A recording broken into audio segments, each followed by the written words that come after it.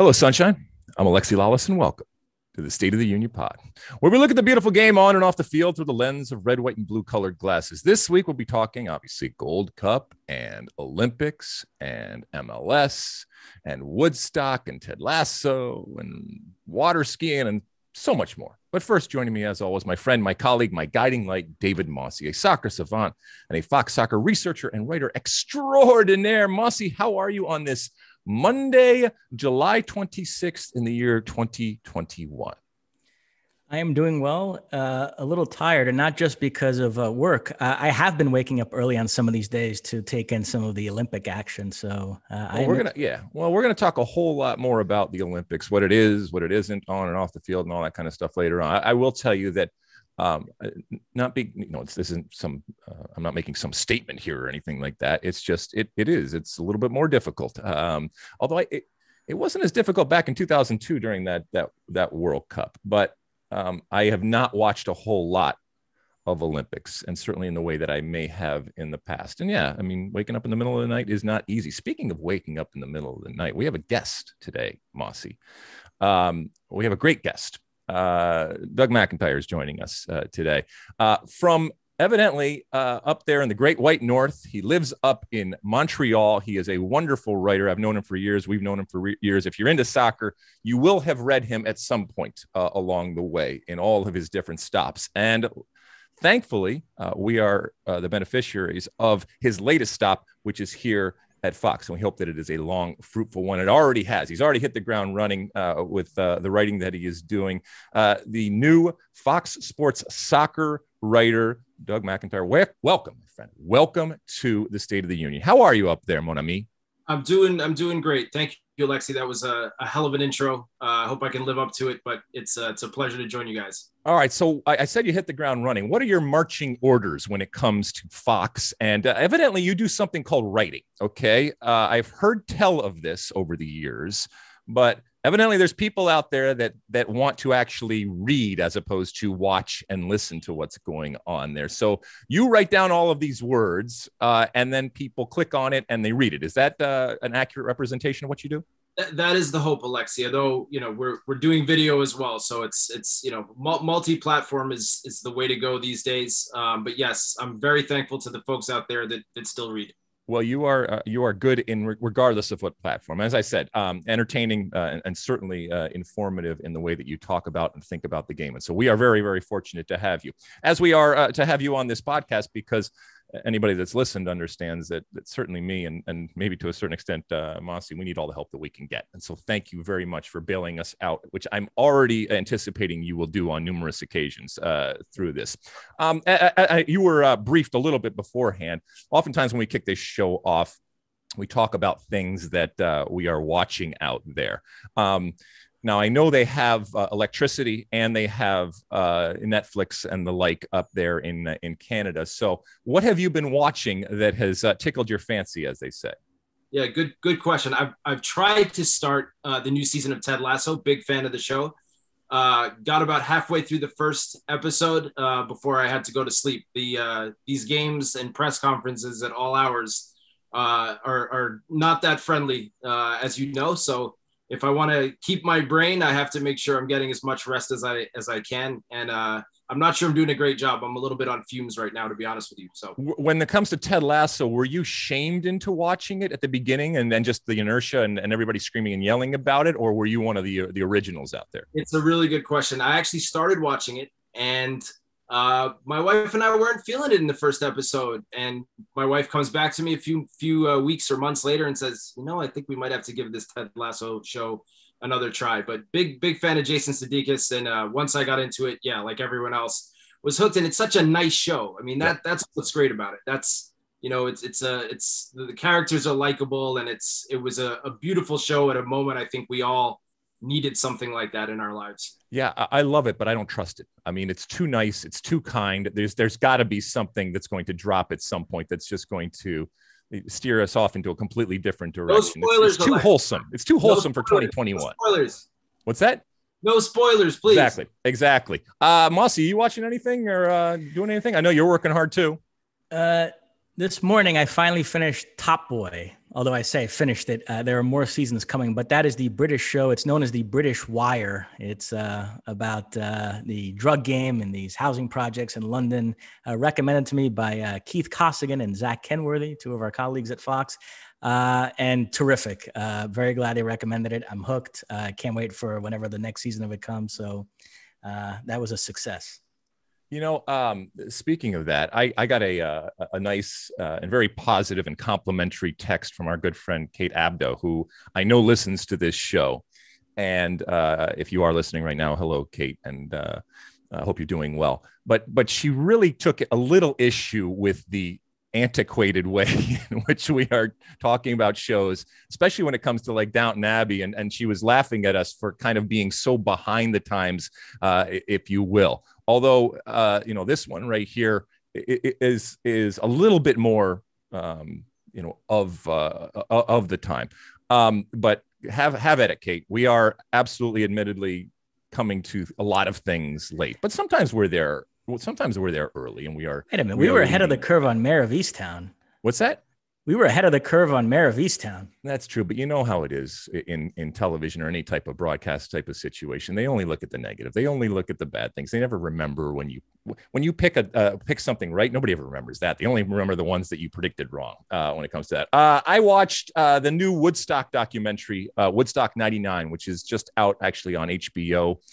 Bill Simmons, his outfit over there, is doing a bunch of different kind of pop culture documentary types of things, and this was the first one. I think is what is going to be a series, and it's really, really interesting, and it's really kind of disturbing. But it does having been a 20-something during that period of time, from what it was musically and culturally, it's amazing to see, and especially coming on the heels of the whole Fire Festival type of thing.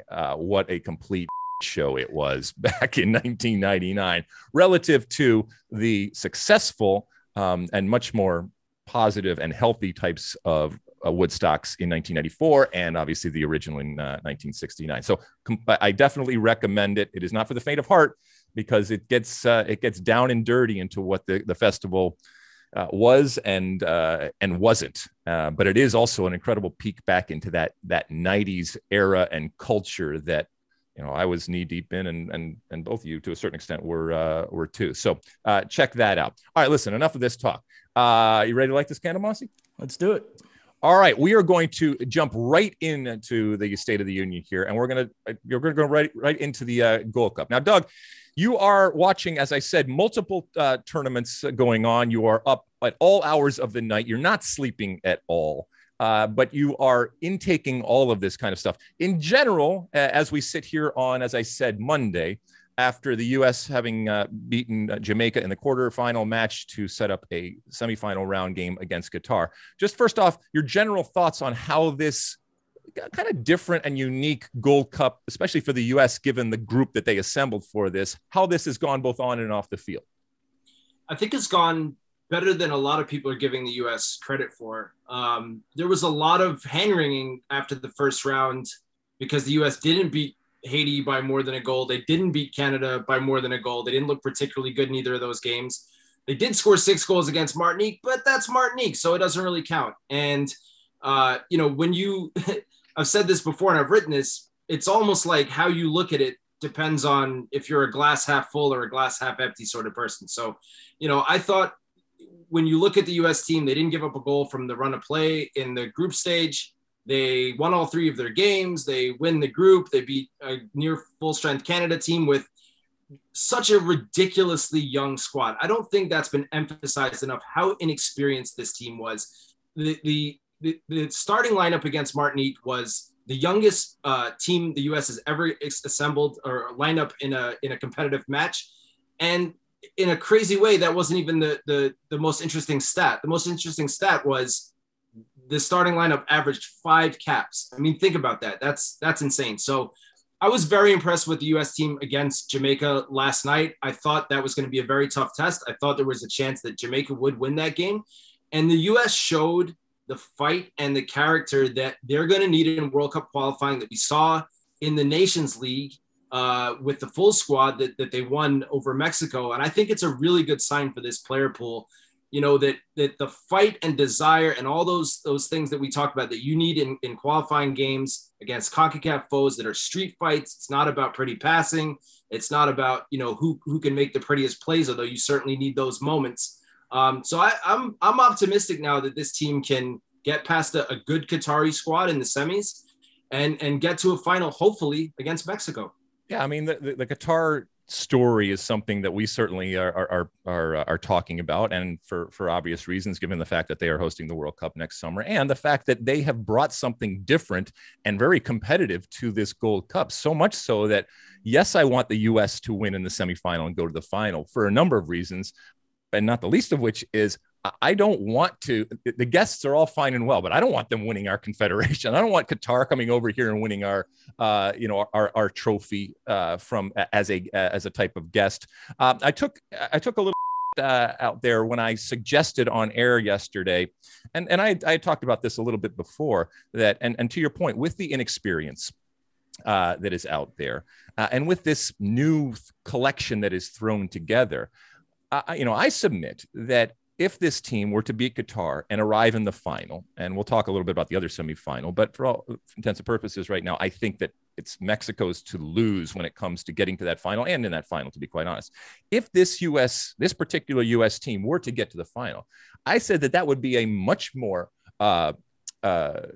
impressive and noteworthy type of performance and accomplishment than the U.S. beating Mexico in the Nations League, specifically because I've been told since this roster was announced a long time ago, even before the tournament started, that this was a B team. This was a C team. Oh, we don't have our players. And absolutely, there are other players out there that are going to make up the core of this team when we see them in qualifying. But I thought that was disrespectful, and I pushed back a little bit, but let's just say that I accept that. If that is the case, then for this team to do what they are doing and to get to that final and then potentially play Mexico in a final in front of 80,000 people, and we know in Vegas it's going to be 80,000 people and 79,000 of them are going to be cheering for, if it's Mexico, the Mexican team right there. If they were to get to that final, I just think that it would be an incredible feather in Greg Berhalter's cap and this team's cap. Now, my friend Maurice Edu was having none of it. He was having none of it. He didn't believe that was the truth at all. And there's plenty of people out there, I think, that agree with him. I'm just saying that in the current situation that they have created and that Greg Berhalter and the leadership have created with this team that they have assembled, I think that it would be incredibly impressive. And I think that the praise and the kudos would be absolutely warranted. And relative to this summer, where we've already seen this team win a trophy, I just think that it would be more impressive. Mossy, I'm going to go to you first. Agree or disagree with that conversation, that discussion that we had?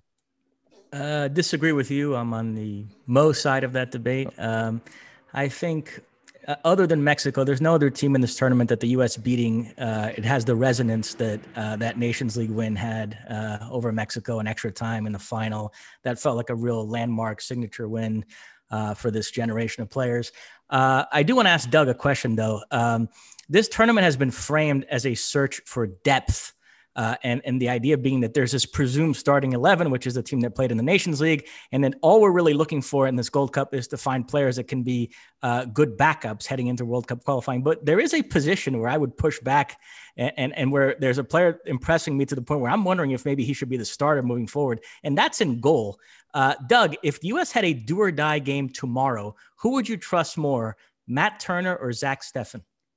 Good question, David. I still think it's well, first of all, the decision is Greg Berhalter's, and he would start Zach Steffen in that game. I agree. I think Turner is one of the guys that's really acquitted himself well in this tournament. You've seen his shot stopping ability. He made 5 saves in the first half the other night that kept the game even, allowed the U.S. to get that late winner and win the game. There are still questions in the modern game. If Turner can play the ball with his feet out of the back. I think that's the big thing. And I did a story on Matt last year. He's a really interesting character. He has a really interesting story.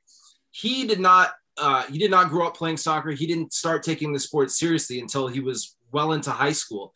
And it was the 1994 World Cup that was kind of the catalyst for him. He was, a young kid watching in fact,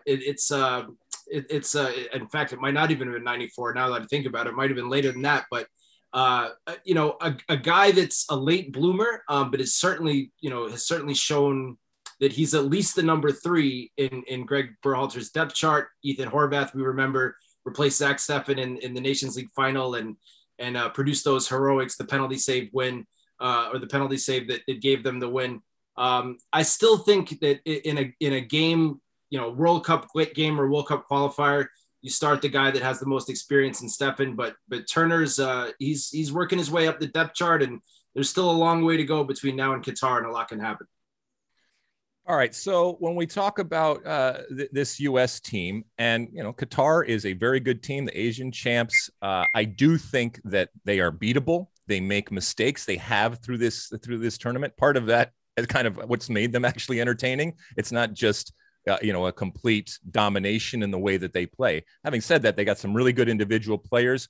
But Greg Berhalter and company will have seen exactly what this Qatar team is and will have the ability to go about neutralizing. This is a complete team in that there's no players waiting in the wings as there is with some other teams, including the U.S.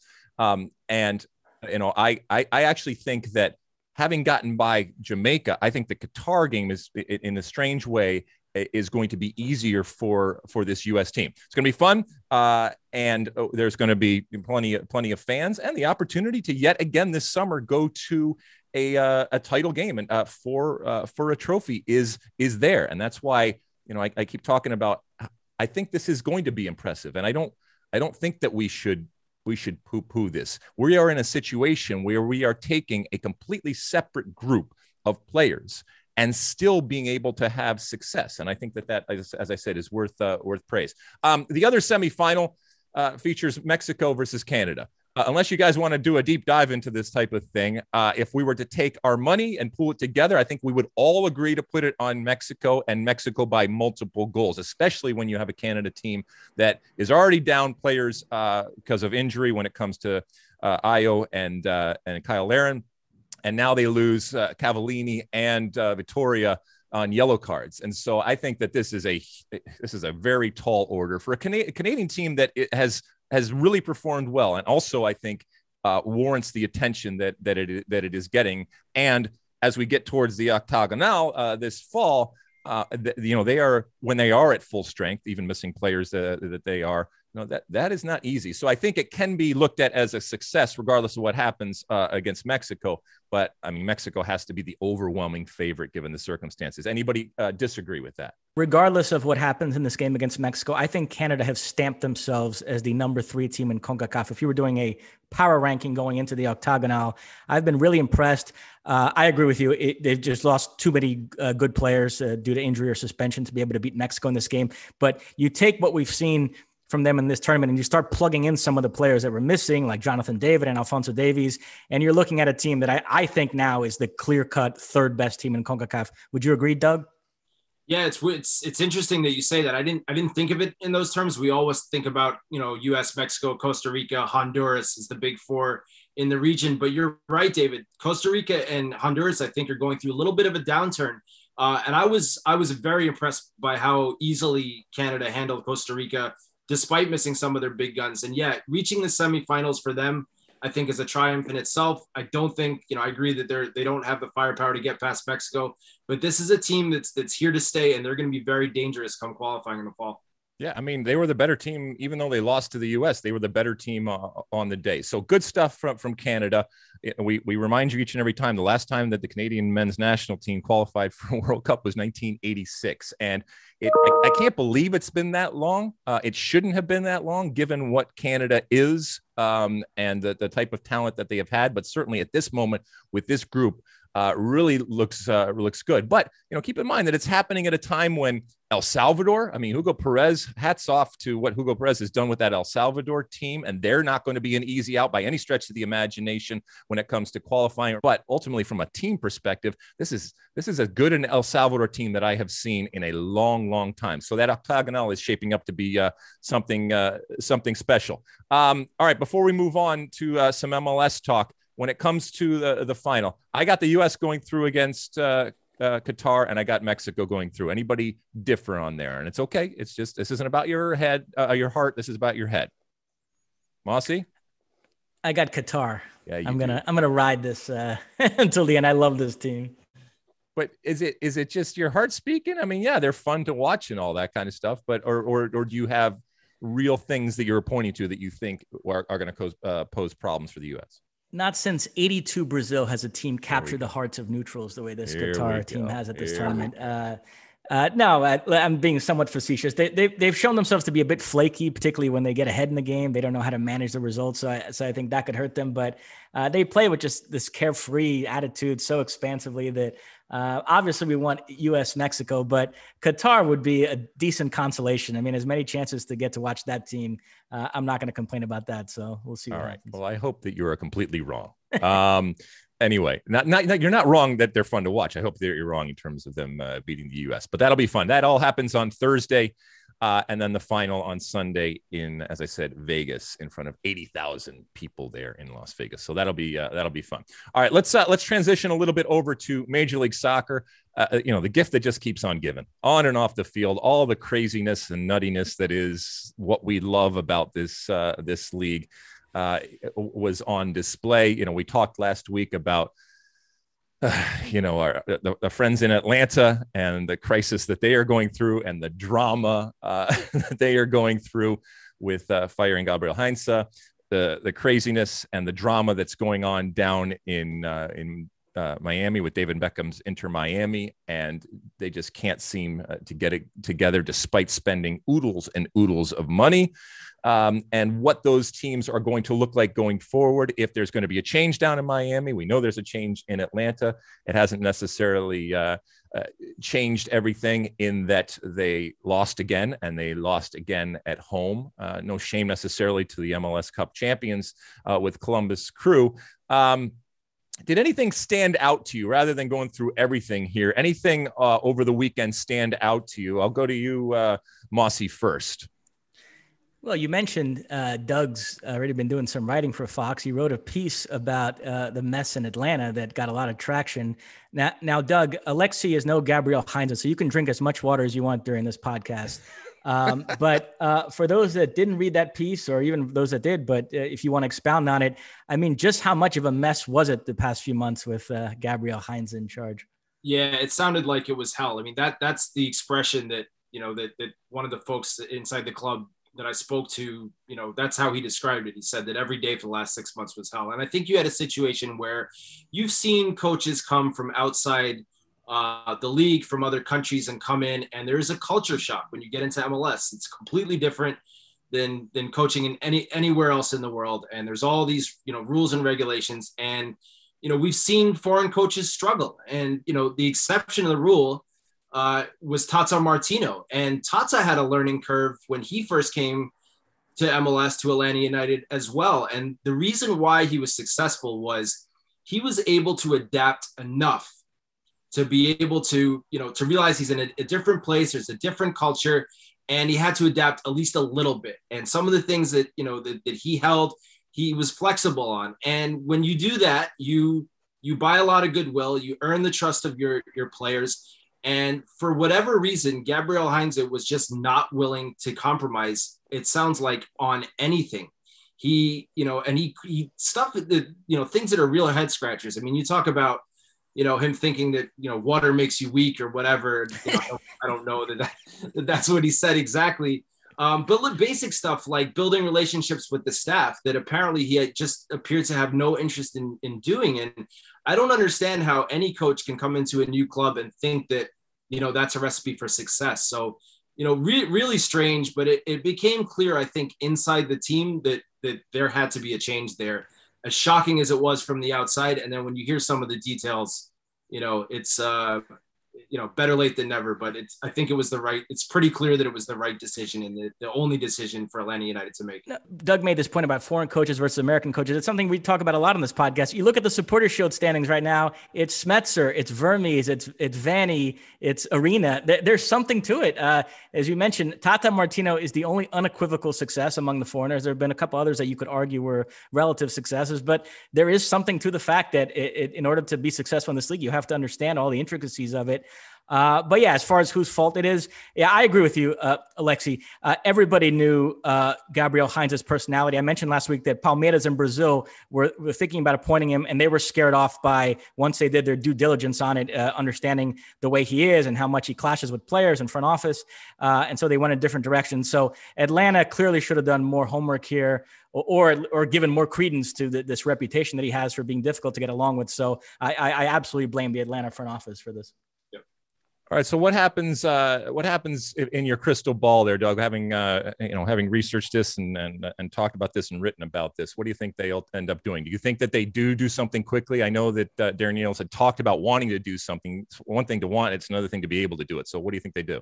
They want to do something quickly. That process has already started, from what I understand. And from what I've heard, they're again looking outside the country. I mean, this is a club that has huge ambitions, and that we look at the three managers they've had. I mean, they're all big time, big name, international level managers. Tata Martino coached Barcelona, Argentina. Frank de Boer, comes in having coached some massive clubs, Ajax, Inter Milan, and goes back to the Dutch national team. And of course, Heinz is. So for me, the fly in the ointment is can Rob Valentino, the interim coach, get this team turned around in however many games he has, and lay a claim to getting the job permanently. I think that's a real long shot, but I also think there's a lot of people inside that club and outside it that would love to see that happen. So we'll see how it shakes out. But given the track record of this club, I think they swing for the fences and they go for another big name. That just seems to be what they want to do. All right. Well, when it comes to other stuff going on in MLS, Seattle Sounders, we knew it couldn't last, and it hasn't lasted. And they're going on, I guess, for Seattle, what is a downturn here, losing at home to Sporting KC 3-1. So that was an interesting result. As I said, and I'd like to get your thoughts, Doug, because the dysfunction of teams. I mean, you've been in this business long enough. That's much more interesting than the success of teams. Let's be honest. All right. If it bleeds, it leads. We all understand that. And so when we talk about Atlanta, all that dysfunction is catnip to the soccer public out there, whether you're in Atlanta or not, and actually speaks to how big Atlanta has come, that they are relevant even outside their market. And I think when it comes to Inter Miami, because of the David Beckham situation, because of the big market, and because of the futility so far, and again, that dysfunction going on there, and the cheating scandal earlier on, and all the different stuff that is going on right now, how do you see that playing out? Because it's not getting any better right now on the field, and they are, Chris Henderson, as the new leader there, he's limited as to what he can do because of some of the restrictions that they have. Look into your crystal ball and let me know how that one goes. Well, I'd also add in the fact, Alexi, that they waited so long to get that team. So there's this huge wait, 5 years, 7 years, whatever it was, for Miami to finally get on, get their team off the ground. They do last year. COVID hits immediately. So sort of a lost season for them. And then this year they just, they don't look good. And again, we all had some questions. Is Phil Neville the right guy for this job? He's never really, proven himself at this level. He doesn't know much about the league. Is he only getting the job because he's David Beckham's buddy? And David Beckham said, no, of course that's not the reason. But you look at the results and you start to wonder, and you wonder, how long that friendship with Beckham is gonna matter before they have to make a change. So, I don't anticipate something happening quickly. I think they're going to give him every chance to turn this thing around. But, at some point, it just becomes embarrassing. I mean, that team has looked, not competitive this year. And that in a league like MLS is just not acceptable. Mossy, you're a cutthroat, villainous, type of individual out there. Is there any world in which a team that you ran, if they had gone through and are what Inter Miami is right now, that you wouldn't be changing the coach? No, yeah, he needs to go. I would have never hired him to begin with. I thought that was a ridiculous hire. And yeah, the way things have gone, they should make a change there. Why is it ridiculous? He took a national team to the semifinal of the World Cup. I think the resume otherwise, though, is pretty light. Okay. I don't know that there's any equivalency there. But I do want to talk about another issue in the league. NYCFC, they've been playing better than their record. They finally get a great result this past weekend, 5-0 over Orlando, but overshadowed somewhat by the stadium situation. Our former colleague at Fox, Ian Joy, had an absolute meltdown on that telecast discussing the stadium situation. He said he called Yankees president Randy Levine to try to get to the bottom of what's going on, and he came out of that conversation feeling like the Yankees are not to blame. It's really the city of New York. So Ian Joy has now gone to war with the New York City government. Doug, what do you know about that situation? What do you make of it? And do you agree that continues to be one of the great blights in this league, that NYCFC has to play at their games where they do? I agree, and I'm from New York City, and when that team was announced, there was so much excitement about it, and actually, I was pleasantly surprised by the hunger in New York City for there to be an MLS team. We know that the Metro Stars first, and then the Red Bulls, have not been able to capture fans coming from New York City to see the games. They play in New Jersey. It's too far. It's a pain to get there. It's a pain to get back. And I was shocked that, New York City FC was able to get so many fans into Yankee Stadium in those early years. But you're coming up on, that team was announced in 2013. They played their first match 2 years later, and it's getting old. I mean, it's not a good place to watch a game. And I think that, you need to give fans some hope that something's going to happen, that something's going to change. And, I would not put the blame on the city of New York as hard as it is to get things built there. You're talking about a club that is owned by, some of the richest folks in the world. And if they wanted to put a stadium down tomorrow, I like to think that they could do that. So, it's not a good situation. There's no end in sight. I mean, even if they got approval to build a stadium tomorrow, it would take years before they're actually in the building. And yeah, I mean, it's one of those things that we all saw this coming years and years ago. And, I remember asking MLS Commissioner Don Garber, VP Mark Abbott about it at the time. I wasn't a fan of branding themselves after an existing European club. I still think that was not the way to go.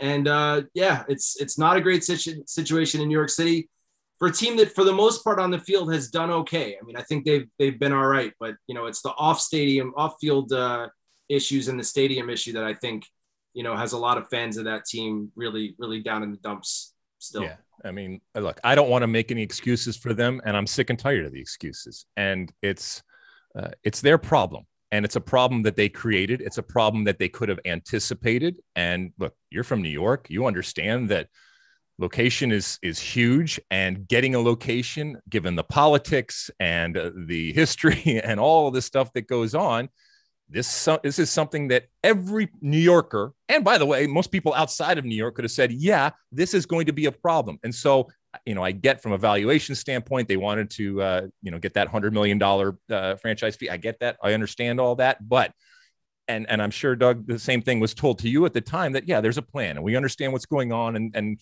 we'll figure this out. But they haven't figured it out.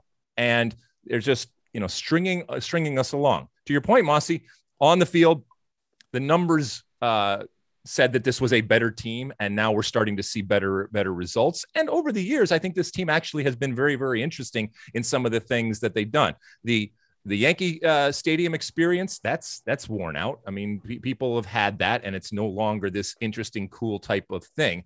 And look, we are in, as I said, Monday, July 26th, 2021. If NYCFC has a stadium before the end of the decade, I think that will be a success. And that's a horrible thing to say. But it's the reality. And look, I know we're not telling them anything they don't know. They want a stadium just like everybody else. But you created this situation. And so you don't get to say, well, it's New York and it's systemic and it's the history and it's difficult and all that kind of stuff.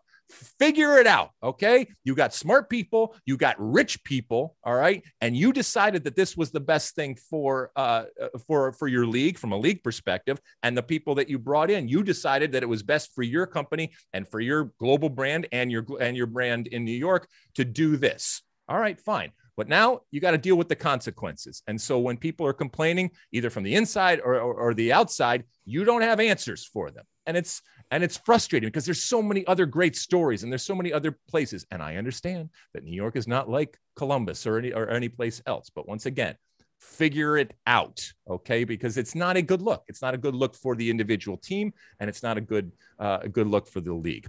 All right, that's enough about MLS. We're going to take a real quick break here, and then we're going to bring Doug back on in the next segment because, as we mentioned, the dude's been staying up all night. All right, he's watching every Olympic event, including soccer and the shooting and the skateboarding and the swimming and all the different stuff that's going out there. The man doesn't sleep, so he knows everything about what's going on when it comes to the world of soccer, including the world of Olympic soccer. And we're going to bring him back in the next segment and talk a little bit of Olympic soccer. And also, David Mossy, my friend over there, has also been staying up because, well, he wants to watch his Brazil run around. All right, we'll take a quick break. When we come back, like I said, we'll be talking Olympics. Don't go anywhere. All right, we're back, and we're going to talk Olympics. Evidently, the Olympics are happening, guys. For those that are sleeping through the night, you won't necessarily know it, but the Olympics are happening. They're off to the races, literally, in some cases, off to the races. And certainly from a soccer perspective, and as a veteran of a couple of Olympics, I know how exciting it can be and important it can be, and the platform that this can be, especially for younger and less experienced players. When it comes to the women's side, we'll remind you again that it is the full national teams in that there is no age restriction, although it's not necessarily all the best teams in the world, unfortunately, because of the weird and strange qualifying process that they go through. And so, teams like Germany and France are not, are not there. And, they are some of the elite teams in the world. So that kind of sucks. And from the men's side, it's under 23. You have to be under 23 at the time of the Olympics, although this was pushed back a year. So it's actually under 24. And there are your 3 overage players. And that's been in place for that 3 overage players thing since 1996. So U.S. men are not there, but Mossy's Brazil are there. When it comes to our women, as we say each and every time, we expect them to win every single game and every single tournament that they are in. And this tournament is no different. And yet they come out of the chute, and with all the attention and everything that they are, the rock stars that they are on and off the field, and the way that they suck the oxygen in a wonderful way out of everything, and the pedestal that they have, and the microphones and megaphones that they have, and everything that they are, the balloon is deflated with it was a comprehensive defeat to our friends Sweden, which at times have caused us problems. Was this, and look, a lot of people come to the soccer world either through an Olympics or through a World Cup, and they're not necessarily following this team directly day after day, week after week, year after year. But the level of reaction and angst, and with a good, portion actually of glee, to be quite honest with you, even from our own country, and the reaction to this result. Doug, should we be as surprised as many were when we woke up this morning, if you didn't stay up and saw that 3-0 beatdown that Sweden put on the U.S. women's national team? Yeah, you should be surprised. That does not happen to the U.S. women's national team, and it certainly doesn't happen in the opening game of a major tournament. And it's funny because I was at France 2019, and the opening game in that tournament for the U.S. very interesting as well. The Americans won 13-0 over Thailand, and there was all this discussion. Should they celebrate all these goals and this and that? And this is the polar opposite. I mean, they not only did they lose 3-0. I mean, it could have been a lot more lopsided than that. I mean, Sweden played them off the field. But in a funny way, I think it was actually the best thing that could have happened to this women's team. And Rose Lavelle, who opened the scoring in the subsequent 6-1 win against New Zealand, she said as much. She said that it was, it's a wake-up call, that to get a wake-up call like that in the first game of the tournament is actually good. I mean, you are a blessing in disguise is what she said. And if you think about it, if you have, you lay an egg like that in the quarterfinals, you're going home. So they have time to fix this. And, the second game, they set Olympic records for goals scored and margin of victory. So the real question now is what U.S. team shows up tomorrow on Tuesday morning against Australia, which is a very, very good team, and boasts, probably the best striker in the world in Sam Kerr. So very, very tough game for the U.S. And the thing that they've all talked about is making sure they have the intensity that's required, that's expected of the U.S. team Because if they don't have that, then, and I think that was the big thing that shocked everyone in the Sweden game. It just didn't look like the U.S. team. You talk about their skill and they're the number one team in the world and back-to-back Women's World Cup champions. But, there was something off in that first game, and they certainly rectified that in the second game. But they're going to need to maintain that intensity for the rest of the tournament if they want to become the first team to win a gold medal as the World Cup holders. But I think we would all admit that New Zealand is a very different team than Sweden. So was this just an anomaly, just one of those days? And like you said, the reminder that they needed, or did it point out deficiencies in this team that as they go along and face better competition might rear their ugly head again?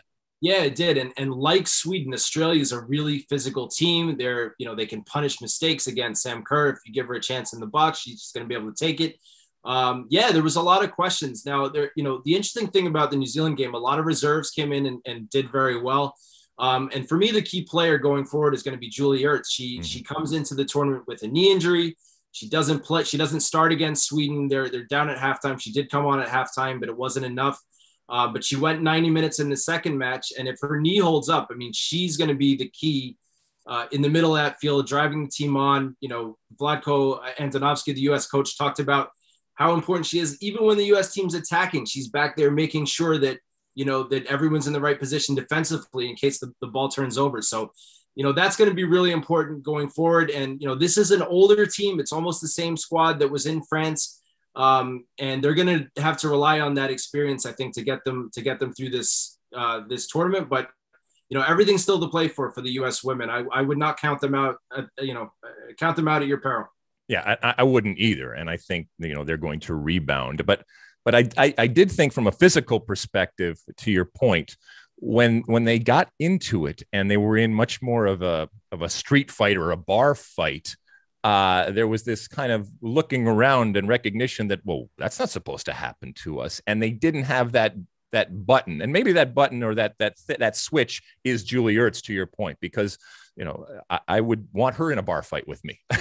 And they don't have a lot of those types of players out there. And I'm not saying that they're not strong mentally or even physically, but when they get up against it and they get down and dirty at times, I think they're looking around as opposed to looking at themselves. So we'll see against Australia. Mossy, I know you've been following the men's side over there, and give us a little synopsis for those that are actually sleeping through it. Well, let's start with Mexico. They were feeling very good after that opening 4-1 victory over France, but then they were brought back down to earth by a loss to Japan. Japan, the host, with 2 wins out of 2. They've played very well. They have an excellent young winger, Kubo, who's on the books at Real Madrid, but who's been loaned out a lot the last couple years, including to Stu Holden's Mallorca. So he's a player to watch. Honduras, the other CONCACAF team who eliminated the U.S. in qualifying, they have 1 win and 1 loss in their group, so they're still in the mix for a knockout stage berth. Spain, interestingly enough, they were the betting favorite. They brought a really strong squad to this tournament. A lot of guys had played in the Euros. Eric Garcia, Pau Torres at the back, Pedri, Dani Olmo. They brought Asensio as an overage player. They have not looked that great. They were opening game 0-0 against Egypt, and then had to struggle to beat Australia 1-0 in the second game. They now face Argentina in their final group game, and there's a pretty good chance the loser of that game would be knocked out. And believe it or not, I know this sounds sacrilege for a Brazilian to say, but I'm kind of pulling for Argentina because Spain is a team I kind of want to get out of this tournament because on paper, I think if you get them out of there, then on paper, Brazil would have the strongest squad moving forward. As for Brazil, 4-2 win over Germany in the opener. Richarlison with a first half hat trick.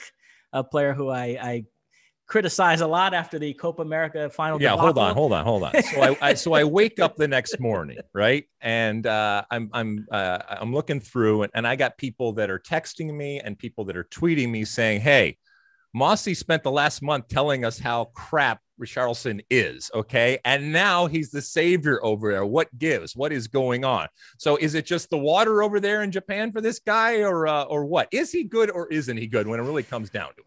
Well, whatever you think of him as a player, I actually agree with a tweet that Max Breto sent out. It is kind of a joke that he's at this tournament. It shows the lack of backbone that a club like Everton has, because he already played in World Cup qualifying. He played in the Copa America. He was a starter for Brazil in that tournament. He logged a lot of minutes, and now here he is in the Olympics as well. It's the same case for Pedri, to be fair, the young Spanish player just mentioned Barcelona. But you look at all the other Premier League clubs that block players. Mo Salah wanted to play in the Olympics, and Klopp shut that down. But apparently Everton don't have the backbone to do the same, because Richarlison decided he wanted to play, and lo and behold, there he is. So I agree with Max Bretos. I'm happy he's there, but I must admit, if I was an Everton fan, I'd be livid. Now, I said Brazil beat Germany in the opener 4-2. The next game, 0-0 against the Ivory Coast. And this is going to set me off on a bit of a rant here. Brazil had a player, Douglas Luiz, another player, by the way, who played in the Copa America and now is at the Olympics, but he didn't play that much in the Copa America. So that case is not as egregious to me. He gets red carded in the first 15 minutes. And I am so tired of seeing defenders getting straight red cards on plays where there's absolutely minimal contact, and then hearing announcers say, well, the referee didn't have a choice there. If the rule is written that way, they need to either change the rule or tell referees to interpret it differently, because, and I know you bristle at this notion of the spirit of the rule, but the spirit of that rule is that when a striker's on a breakaway and a defender cynically hauls him down, he should be sent off a straight red card. But we're seeing plays where a defender is making a play on the ball. He just brushes up against the attacker throws himself on the ground. It's debatable whether it's even a foul, but okay, you want to give a foul there, fine. But then to compound it by showing the player a straight red card, I thought that was an incredibly harsh decision on Douglas Luiz. There was a Copa Sudamericana game I watched recently between Independiente and Santos, in which an Independiente player got a straight red card for a foul on Marinho, which I thought was very harsh as well. I hate these plays. I'm going to have a talk with Dr. Joe Macknick about it, because I think it's ludicrous. Do you know what I'm talking about? These plays where it's a breakaway, I know, and technically it's the last defender, but it's light contact. Yeah, but if it's outside of the box, okay, then it's the denial of the goal scoring opportunity that they are assessing there, and it has nothing to do necessarily whether a play was on the ball. The whole point of the triple jeopardy thing was if there was a play on if the defender was attempting to make a play on the ball, then you cut him or her some slack in the box. Doug, help me out here, though. Shouldn't the severity of the foul play some part? Shouldn't there be a little bit of leeway there for a referee to look at it and say, well, it's pretty minimal contact? To show a guy a straight red card for that would be very harsh. Yeah, I hate it too, David. I really do. It feels, it's not commensurate with the crime to send a guy off, usually in that situation. So I'm with you. You cannot be a little pregnant, gentlemen. Okay. Alexi, one last note on the Olympics. Shifting gears to basketball, the U.S. Men's basketball team lost their opener to France. And I have to say, scrolling through Twitter that day, it was so funny to me, because I saw a lot of the same conversations that were had after the qualifying defeat to Trinidad in 2017 about all the flaws in player development, and we're falling behind the rest of the world, and this and that. And it was just so funny to see. It's like, hey, yeah, I remember those debates with soccer, and now I'm seeing them in a different sport. But I will leave you with a little bit of a basketball hot take here. I don't know if Doug is much of a basketball fan, but are we sure Greg Popovich is still a good coach anymore? I mean, It's a guy that might have lost his fastball a couple of years ago. Wow. But I was told that it has nothing to do necessarily with whether he's a good coach. He's a virtuous man, and everything that he says is to be followed. And he is an example, and he is sitting there and telling us what to do and how to live and what to say and all that kind of stuff. So that's much more important, I thought. Oh, I don't know. Doug, you watching any of the other sports? I watched a little bit. I did watch some of that France-US game, and yeah, I like Pop, but Coach K is a legend for a reason, and maybe that's that's part of it. I don't know. Coach K seemed to have the magic touch in Olympics, but it makes it more interesting to me. Like it really does. And if there's more competition for the U.S. in men's basketball, I think that's probably a good thing. All right. Well, we're going to move on to our next segment here and take a little break, and we're going to say goodbye to Doug and thank him. What do you got in planned? What do you got in store then? What are you working on there in the written word and or the video world? Yeah, I mean, just trying to get through these two tournaments first and foremost, and there's so much to talk about that it's really fun. I mean, there's availabilities every day with players on both teams. There's games every day. It was a little weird having that week off in the Gold Cup. You don't normally see that, in an international tournament. But the next week and a half are going to be really busy. So I'm glad to be involved. I'm glad to be working with you fine folks, and appreciate you having me on. Well, welcome to the Fox family. It's great that we finally have someone who understands the written word. And you're going to help us out a whole lot. You already have. It's been wonderful. So we can't wait to read and see all that you are going to do when it comes to writing about the game that we know and love. Mon ami, it's been great. Thank you much up there in Montreal. I hope that you and yours are staying safe, and that at some point we can get together in person out there on the road, or here in Los Angeles, or in your adopted city up there of Montreal. My friend, thank you so much. We're going to take a quick break. And when we come back, it's time for Ask Alexi. Don't go anywhere. All right, welcome back. We thank Doug McIntyre for joining us for a couple of segments there. And as I said before, real happy to have him on board with us here at Fox. All right, it's time for Ask Alexi. And as those of you that have paid any attention over the last couple of months, we also have a hotline when it comes to the questions and comments that you can send out. We have the traditional way when it comes to social media and the Twitter platforms, and use that hashtag. But you can also call in at 657-549-2297. We get calls each and every week, and many of them are good, actually. And we got a couple calls this week that we want to include. So we're going to start off, and listen, again, a reminder. Please give us your name and where you're calling from. I know sometimes you get nervous and all that kind of stuff, but just plan it out, write it in front of you, and give us your name and where you're coming from. Because as you'll see, when it comes to this first call, for example, there's no name. So we have no idea where this person is coming from. So I'm just going to call him Jim from Kalamazoo. Okay, let's see what Jim from Kalamazoo has to say. Hey, Alexi. Hey, Mossy. Thanks for giving us great content every week. I want to say, Alexi, I'm a fan of yours, and I agree with many of the takes that you make. One thing that I don't agree on that you've kind of been pushing for the past few weeks now, since these international tournaments have begun, is the notion that in the Gold Cup we want a USA and Mexico final, and we're expecting that. And in the Copa America, we're expecting Argentina and Brazil, and that's what we all want. Don't you think it would be better for the game and more interesting if it didn't feel like the USA and Mexico were just playing glorified friendlies before they got to a final to play each other for a trophy? If there were more teams that were more competitive. And I guess that comes to the question, there's always a lot of talk about in club soccer in Europe, if there's enough parity. Do you think there's enough parity in international soccer? And do you think there's things that could be done to improve the parity of international soccer, where it's not just USA and Mexico year in and year out, competing for the best in CONCACAF? All right. Thank you. Bye. All right, Jim from Kalamazoo. Interesting question. All right. First off, just from a practical perspective, us wanting to have a U.S.-Mexico final is the exact same thing that is in the exact same way that we want a Argentina-Brazil final. Look, we are broadcasters of the game. We want as many people to watch as possible. We want to give people and as many people what they crave as possible. And when you have two very, very big teams that are traditionally well followed, that's the kind of stuff that you want. And, yes, we look to the soccer gods to make that happen. And from a Copa America perspective, we got what we wanted with Argentina and Brazil. And from a U.S. perspective, yeah, as I've said before, I want U.S.-Mexico. It's the most exciting thing for me. And from a business perspective, it makes the most sense and gets us the most return on that investment of broadcasting this tournament.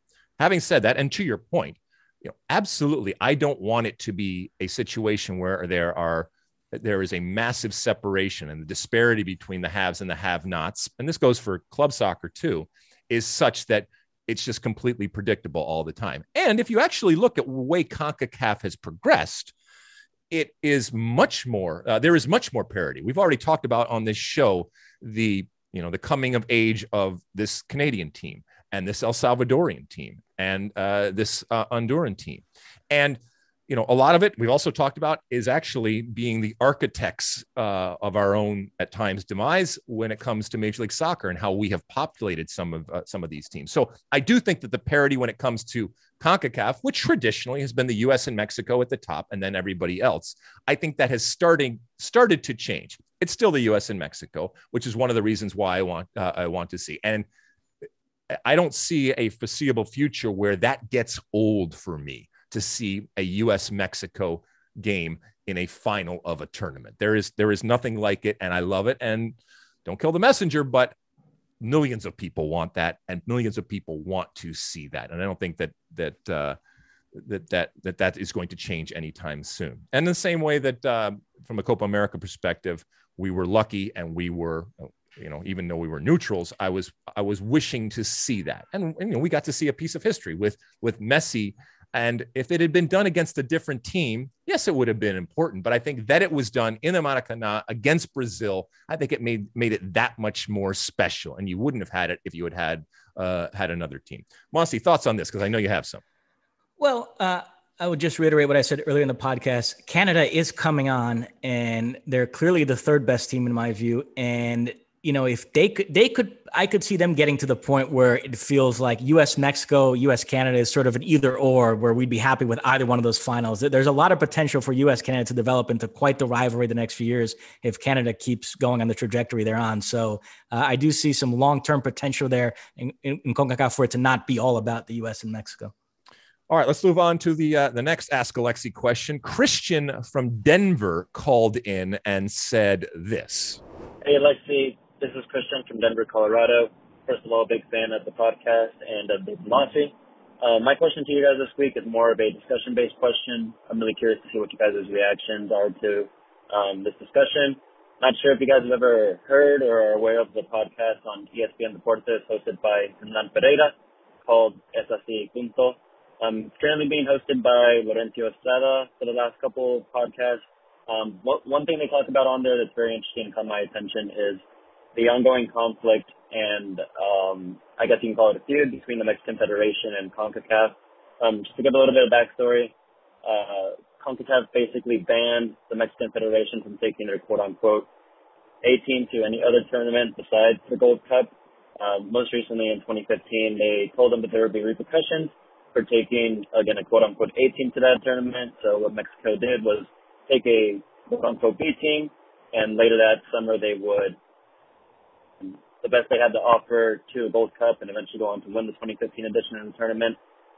Fast forward 6 years, the United States men's national team took a quote-unquote B, or what some may even call a C team, to the Gold Cup edition. And to surprise of many, especially the Mexican Federation, CONCACAF has not punished them by any means. There's not even a discussion going on of what repercussions will be. Basically, it's not a big deal to them. So Mexican Federation is very upset with this. Just curious to see what your guys' opinions are on this, especially with the conflicts they have going on in this most recent edition of the tournament with the horrible refereeing decisions as well. There's possible talks and, just speculation and rumors at this point saying that Mexico can leave CONCACAF altogether. Not sure if that has any legs to it, but just curious to see you guys' take on this and see what you guys' initial thoughts are on it. All right, Mossy, I hope I understood this question correctly from Christian from Denver, but I'll be honest with you. It's the first time that I'm hearing about this, disagreement, collusion, whatever you want to talk about it. So if Christian knows something more than I do, or there are discussions on in Spanish language that are happening relative to this, it's news to me. Doesn't mean it hasn't happened, but the way that I understand it, when it comes to the teams that you take, first off, you are subject to the realities of the situation when it comes to the fact that players at some point need time off. There are blackout dates, there's non-blackout dates, and the relationships that you have with these clubs enable you to take the players or make you think twice about taking players and doing all that kind of stuff. The concept of bringing an A team and requiring teams to field their A teams, that is nothing new in sports. And there has been rules and regulations at times implemented that will guard against teams sandbagging or teams not bringing not fielding their strongest team. It's happened at club, and it probably happens internationally. I don't think that is necessarily what is going on here when it comes to the Mexican Federation and CONCACAF, but problems and discussions and disagreements and even animosity between confederations, which is what CONCACAF is, and federations, which is what Mexico is in this case, are legendary and ongoing. And those don't surprise me in the least, because at times they are competing interests in what they feel should be a priority, in what they value and what they don't value. And some of that probably could be at play here. Mossy? Yeah, the only thing I would say is, look, the U.S. Sometimes sends an A team to the Gold Cup, sometimes sends a B team, depending on the circumstances that summer. But the U.S. has never given off a vibe to me that they think they're above CONCACAF. Mexico has, and both at the international level and also at club level. For about 20 years, their Mexican clubs competed in the Copa Libertadores. They only stopped because there was a scheduling change and some logistical issues, and now they're looking to possibly get back in. And so I think CONCACAF is right to worry more about Mexico in that regard than the U.S. It should be the same rule for every country, but to the extent that there's any justification there for CONCACAF treating Mexico and the U.S. differently, I think it's because of that. They're more worried about Mexico acting like they really feel like they're more the 11th member of CONMEBOL rather than really embracing being in CONCACAF. And the U.S. only competes in the Copa America once in a blue moon. I know you played in one in '95. Mexico tended to compete in every single one. And so there was a real concern there. Wait a minute, are they valuing another region's competition more than their own? And so I think it is a little bit of a different set of circumstances there. But you will admit, and I think we would both admit, that you have to be very delicate and sensitive and to a certain extent political in the way that you look at Mexico, because they are of incredible value to CONCACAF. I was driving in the car yesterday with my good friend, Rob Stone, as we carpooled to work together, and he was trying to explain to my little brain about this whole SEC thing that's going on with teams moving in and out. And look, you have teams within a conference or a league, or in this case, it's a confederation type of thing, that oftentimes are your bread and butter and bring incredible value. And those teams recognize that they bring incredible value. And so you just got to be careful how you go about that, because at times people will puff out their chest and they'll leverage that power that they have and the value that they have, both on the sides of the teams and on the sides of the confederation, because CONCACAF, I think, recognizes that they are better having a happy Mexico within that organization and a happy U.S., let's be honest, than without it. And if, for example, if Mexico were to go and join CONMEBOL, that would not be a good thing for CONCACAF, in the same way that if the U.S. left, in the same way that, and I don't know any of these teams that Rob was talking about yesterday, but that's why there's this worry and this consternation that people are going to leave, and then what they leave behind is going to be of much less value, and you need that attachment and that association with these teams going forward. I can't believe that I just brought up college football in the midst of this question. That's how much Rob Stone has infected me on these carpools into work. Mossy, anything else on this question? No, we can move on. All right. Well, we also have a question on the more traditional platform and in the form of Twitter. What does this person want to know, Mossy? Chip McMahon asks, which is more prestigious and why, World Cup or Olympic gold? Interesting. Okay, so I was involved in 1992 Olympics and 1996 Olympics. So that would have been 1992 in Barcelona and 1996 as the U.S. hosted it in Atlanta. And I was also involved in the 94 World Cup and the 98 World Cup. There is a generation, and it started to dissipate, but there is a generation that over the years, when I have told them that I played in Olympics relative to playing in a World Cup, that they are an American generation I'm talking about, that they are much more impressed with the fact that I played in an Olympics than a World Cup. And that comes from, a lack of history and a lack of knowledge when it comes to what soccer is. Having said that, I think that whether it's men's or women's, okay, the opportunity for a soccer player to play in a World Cup supersedes everything out there. And even supersedes a lot of the club accomplishments. There is something special about a World Cup. And if you are in soccer, you grow up watching World Cups. And, we heard Doug earlier in the show talking about the impact that the World Cup experience had on Matt Turner growing up as a young player, and how it can turn you on in a way that many other things can't. And it's all soccer.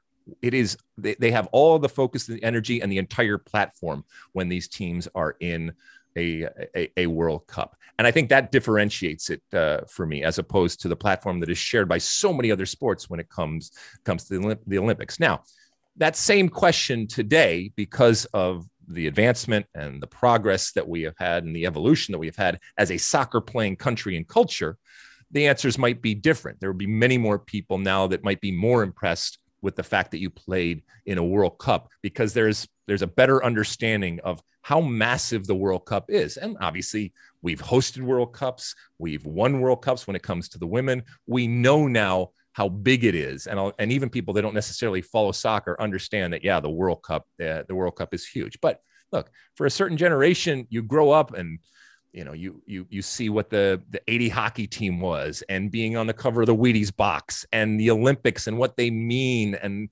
how closely we identify and kind of look forward to the Olympics from an American perspective, and we get incredibly proud of our country through the Olympics. All that kind of stuff can happen in a World Cup, but as I said, that generation is starting to change from a pure competitive standpoint.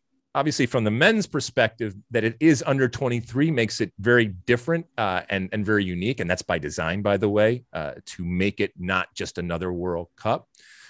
However, it offers incredible opportunity and a breeding ground for stars. And there's plenty of people that come to the Olympics and watch these Olympic teams with contracts in their pocket, looking for that next player to sign from big clubs out there. And there's plenty of players that have used that as a platform from which to go to, big moves and to go to big clubs out there.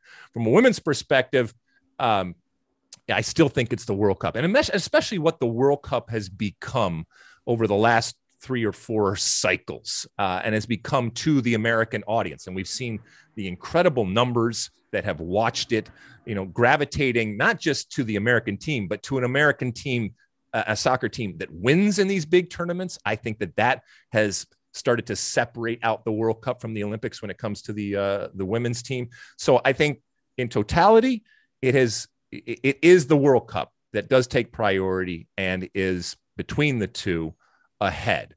And that has not, as I said, always been the case. But I don't know. Do you see it as anything different? And maybe it's different to different cultures, but I'm just talking about the American culture.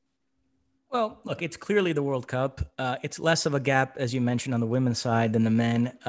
But I will say, on the men's side, there's a sentiment with a lot of people that, the Olympics is completely worthless because, as you mentioned, it's an under 23 competition. And it's oftentimes not even the best under 23 players from these countries because they have issues getting players released from clubs.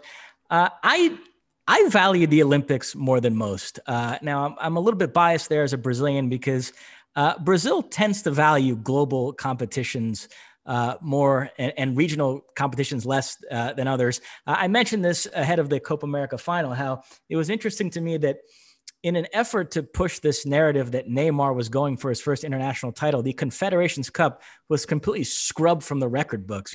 People could have at least inserted the word major in there and said, oh, he's never won a major international title. And then, okay, that's subjective, whether the Confederations Cup was a major title or not. But no, they just said he's never won an international title. So we're pretending like that competition never existed, which is funny because when the Confederations Cup and the Copa America existed side by side, Brazil took the Confederations Cup more seriously because, again, it's a global tournament and they tend to take global tournaments more seriously than regional ones. In the 19 years since Brazil last won the World Cup in 2002, my two most treasured victories are the 2005 Confederations Cup final over Argentina, 4-1 in Germany, and the 2013 Confederations Cup final win over Spain, 3-0 at the Maracanã in front of 80,000 people. The place went nuts. I think about those games more than I think about any of the Copa Americas that Brazil won over that span.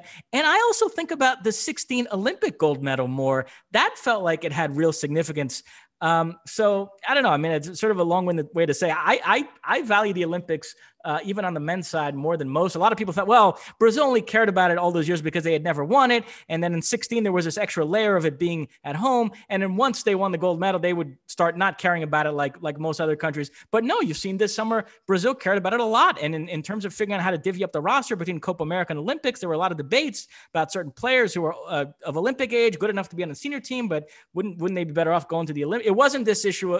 It wasn't this thing of like the senior team can take whatever they want, and then the Olympics just gets whatever's left over. There was some real value given to also wanting to send a strong team to the Olympics. You had players fighting to be there, like Richarlison that we mentioned. And so yeah, I mean, I might be in the minority on this, but I give value to the Olympic men's tournament. I enjoy it. I think it's a really cool tournament to win. It's so great to see 38-year-old Dani Alves captaining Brazil, and so happy to be there. Andre Pierre Gignac, who, by the way, is the leading scorer so far, 4 goals in 2 games.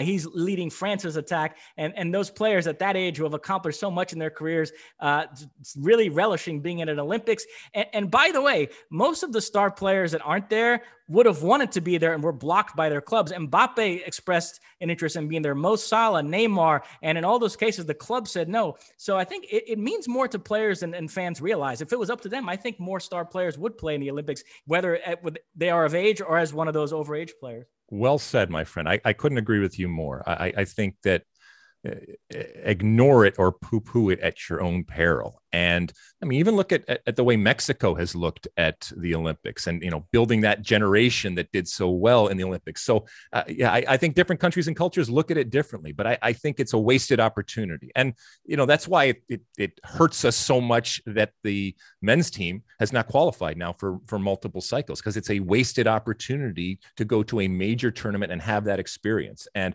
as I said, I remain incredibly proud that I represented my country at the World Cup level and at the Olympic level. I think back at the Olympics, I'll leave you here with a couple of Olympic anecdotes before we head on into the end of the show here. So the 92 Olympics, I ended up actually breaking my foot right before the 92 Olympics. I broke my 5th metatarsal and right before the Olympics. And yet what we did was, we set about a course of treatment where I wore a shoe that was a size and a half too big, and we actually put a cast around my foot to get me through the game. And we spent thousands and thousands of dollars. I remember them telling me, and I mean, because the Olympic Village is equipped to survive anything and is equipped with anything that you possibly need. And we spent thousands and thousands of dollars, and I ended up putting my foot in a cast and then that cast in a Copa shoe that was a size and a half too big. And I ended up being able to play for a half. And I just wanted to get on the field. And luckily my coach at the time, Lothar Osiander, said, all right, we'll give it a go and we'll see what happens. And I wasn't great, but I also didn't cost my team the game. I also remember that because we walked in the opening ceremonies, and that was during the 1992 Olympics. So the dream team was there. So that was amazing. I remember sitting under a huge flag that had gone over all the athletes as we were there in the infield and the festivities were going on. And Jennifer Capriati was sitting next to me, and she had no shoes on. I remember looking up in the stands and seeing, I don't know, Fidel Castro and Mandela and, all of these incredible international dignitaries. And that all that kind of stuff, I think, is why you see someone like Mbappe that from afar, even though it's not going to happen, kind of yearns for that Olympic experience, that even in a country and culture that doesn't take it as seriously as maybe we do or others do, there's still a recognition that this is a pretty unique type of experience. And it was. By the way, in 96, what I'm reminded of is it's the first time I ever had Lunchables. And for those that have ever had Lunchables out there, you'll know exactly what I'm speaking. And it was introduced, I guess, to us through being in the Olympic Village. And you had as much Lunchables as you could possibly eat. We also got this was so long ago that we got pagers instead of cell phones in our gift basket. And so we could page each other. And I'll never forget, from a horrible perspective, when the TWA flight went down outside of JFK, I think it was flight 800 went down. I remember getting that text and seeing it on our pager, and obviously the bombing that happened there too. So many different memories when it comes to the Olympics, and they are incredible, and they can be incredible. It remains to be seen whether this summer is going to live up. It's going to be definitely something different, but from a soccer perspective, I think we've done a good job in talking about that. We're going to take another quick break, and when we come back, we'll finish out the show here with my one for the road. All right, we're back, and it's the end of the show. And at the end of each and every show, I give you my one for the road. It's been a pretty good show so far, if I do say so my damn self, and I do. Okay, earlier this week, I took a little crap for a tweet that I sent out in which I was responding to somebody who said, and I don't know their name, but they said, listening to people talk about tactics is confusing if you don't play. I don't know a false 8 from a true crime. And, I think this person's point was that in soccer, as is probably the case in a lot of sports and a lot of things out there, we've all been there where you sit down with people and you are lost, and the amount of jargon that is flying around makes you feel small and uneducated and not part of the conversation. And a lot of it seemingly just goes over your head. And I responded to this person saying, don't worry, here's a dirty little soccer secret. Most of it is BS. The tactical jargon that is used is just a cover in an attempt to look smart and explain and comprehend a sport that is uniquely arbitrary and unpredictable. Now, you say that, and a lot of people said, well, you're just showing the fact that you don't understand the game and you have no idea. And you're telling on yourself, if you will. And I get that. I understand that people can take it that way. There are plenty of people out there that are incredibly smart and nuanced and understand the complexities that our game have. And they talk about it in a way that is genuine, that is interesting, and that use certain jargon out there. But we've all been there. We've all been there where we've sat down next to somebody and this person has spouted on about something, whether it's soccer or anything else, and they're using all these catchphrases. And as I said, it's an attempt to make themselves look smarter than they actually are. And as I said before, in no way does that diminish the folks out there that talk about the game and analyze the game and talk about tactics, nor does it diminish the fact that this game has tactics, needs tactics, and can benefit from tactics, which is another accusation that I was that was levied at me. But having said all that, it is as I said in my tweet, an incredibly arbitrary and unpredictable way. Yes, you can find things that are predictable. I predict that this kickoff, this player is going to kick the ball. Yes, you can find tendencies out there, but relative to a lot of other sports, it is incredibly difficult to predict. And that's where the art is. That's where the skill is. But when we are talking with people about this game, and we talk a lot on this podcast about trying to bring people to the game and bring people into the tent. I don't want to dumb it down, okay? But I also don't want to do things that are going to exclude people or turn people off. And if you are using jargon, once again, if you're using it to specifically talk about something, recognize that not everybody may know what you are talking about, okay? And being able to explain why you are using that jargon and why it makes sense to do that, I think is important. But more often than not, I have found that either, through FIFA or whatever it ends up being, people throw out all of these different phrases when they could use completely different ones.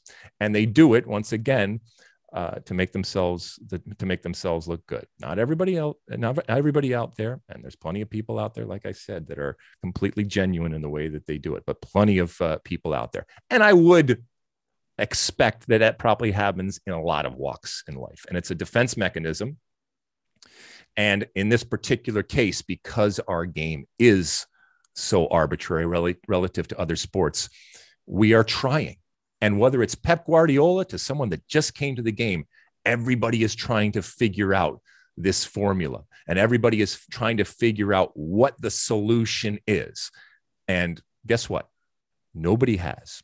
Some people are further along than others, but nobody has. And that's part of what makes it a wonderful game.